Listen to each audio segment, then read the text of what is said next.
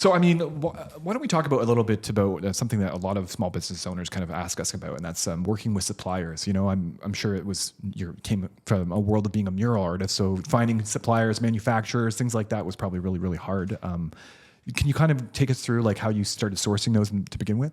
Yeah, at first it seemed like impossible because it just seems like big businesses have access to these, but everyone kind of does. So when I first sourced fabric, I went to the fabric store, just the local one.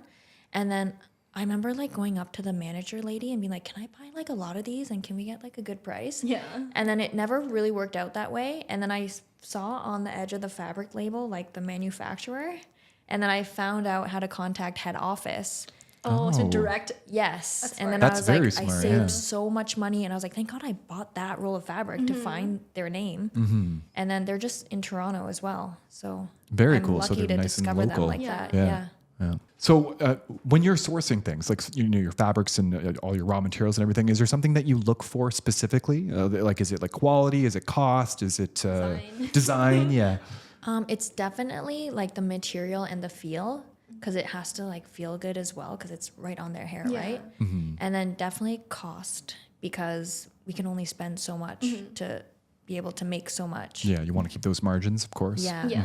And then definitely sourcing. So I'm glad we were able to find our supplier in Toronto. So I think why don't we move on to the wholesale? Actually, obviously, selling wholesale, it opens up this whole new avenue of potential revenue, a lot of new customers and whatnot. But of course, with that, there's challenges that come along with that. So, can you maybe walk us through, when you decided to sell wholesale and how it maybe shifted or reshaped your business?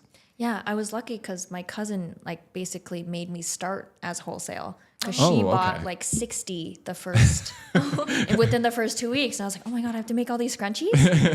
And then she's what made me think to reach out to my previous 2 mural clients that were also Salon salon owners. Yeah. And they're like, Coincidence. I just texted them a photo and the scrunchies were just like on my bed.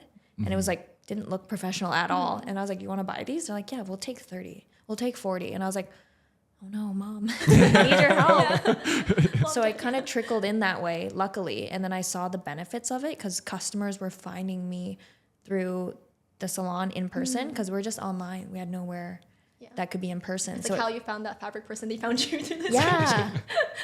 So it kind of gave me like my own storefront without all the risk of it all. Yeah, that's very cool. But I did have one, I forgot about this. I did have one like not great wholesale opportunity.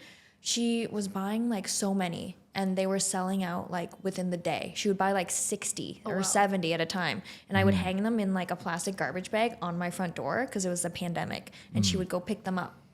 But it was just like such high demand. We couldn't keep up. Yeah. So she felt stress from her customers being disappointed and she was trying to get scrunchies before they even launched because we would do limited drops and she would want them before they would launch and all this was communicated over email.